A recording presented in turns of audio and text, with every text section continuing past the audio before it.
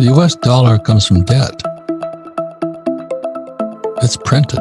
I mean, it just basically doesn't exist. And people don't know what the US dollar is. You know, it's called the fractional reserve system. I put in a dollar savings in the bank, and the bank can lend out 10. That's where dollars come from. It's on debt.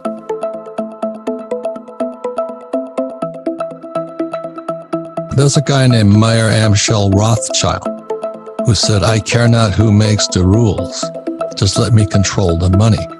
You know, since I was a little kid at 9 years old studying money, well, I realized the only people that control money are governments, tyrants, and despots. And so that's the Federal Reserve Bank and the U.S. Treasury. And one of the reasons I have gold and silver and Bitcoin is because I don't trust the government, I don't trust the Fed, I don't trust the Treasury.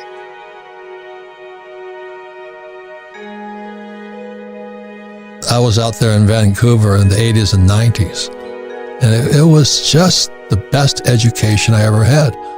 And what makes me such a pessimist on Biden and the Treasury and the Fed is what I learned in Vancouver. And it was a really exciting time because gold, oil, and silver are real money. Not the dollar, not the loonie, not the Canadian dollar, not the peso, not the yuan, not the US dollar.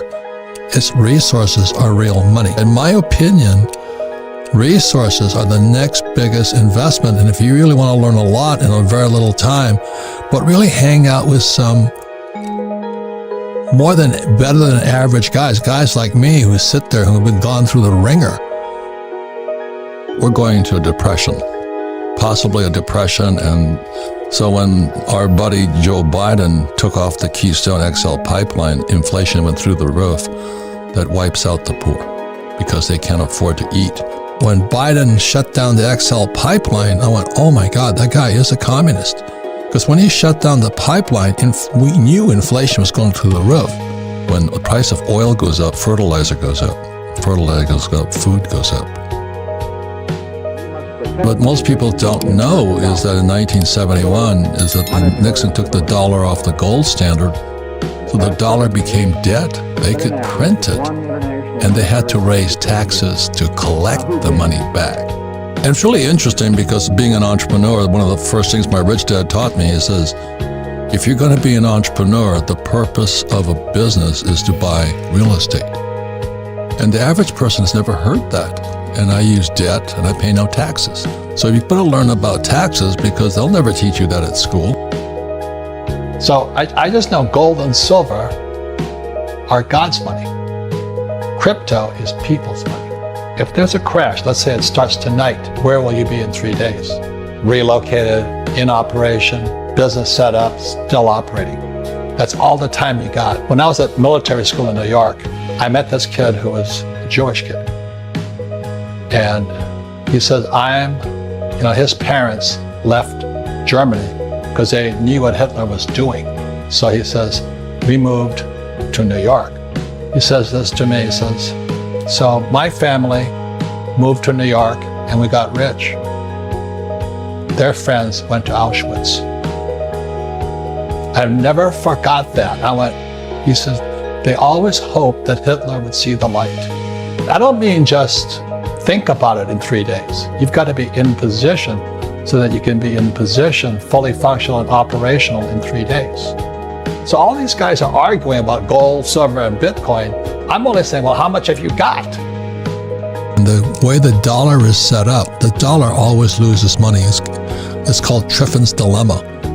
If you're the reserve currency of the world, the dollar always loses value because debt always goes up. So the Fed has to keep printing, the Treasury has to keep printing. And that's why if you read Rich Dad, Poor Dad, which came out 25 years ago, it said the rich don't work for money, rich don't save money, because the dollar is fake. The US dollar is fake. All currencies are fake. So people talk about, well, this, the euro's getting stronger. To me, it's all bullshit. If you understand what's going on, the problem is the US dollar. Because in 1944, it stopped being money. It stopped, It just became the reserve currency of the world. And in 71, Nixon took the dollar off the gold standard. And so when Kim and I wrote Rich Dad, Poor Dad 25 years ago today, we said savers or losers, your house is not an asset.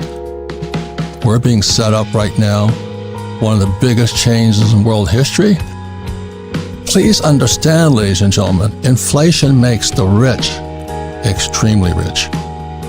The middle class will pay higher taxes, and the poor will get poor because they're the ones who can't afford that $25 Wagyu steak that my friends are selling. I think I'm a pessimist, and everything the government touches turns to corruption. Most of these criminals are not elected officials.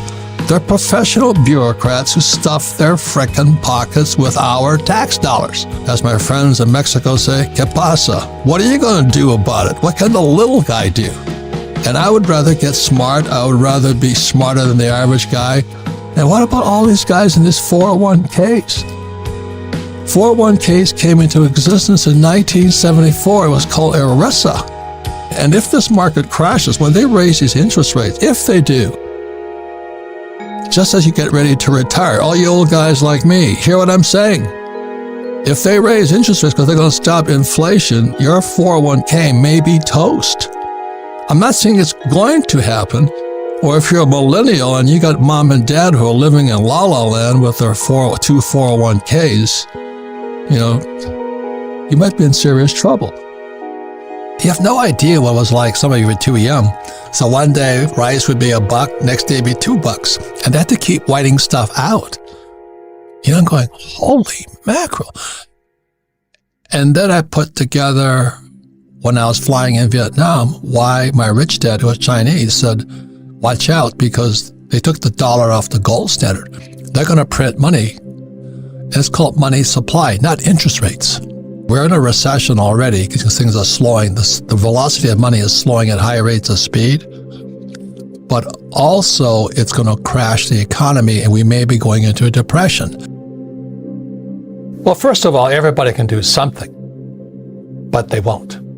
And that's the problem. The reason, who stole my pension, there was plenty of money in it, but nobody did anything. They just stole it. The people did nothing. It's like I said, when the crash came in 2008, not one of those guys went to jail. They got paid bonuses. So there's something rotten inside America. And I think the problem with many Americans is they're complacent. They expect, well, it'll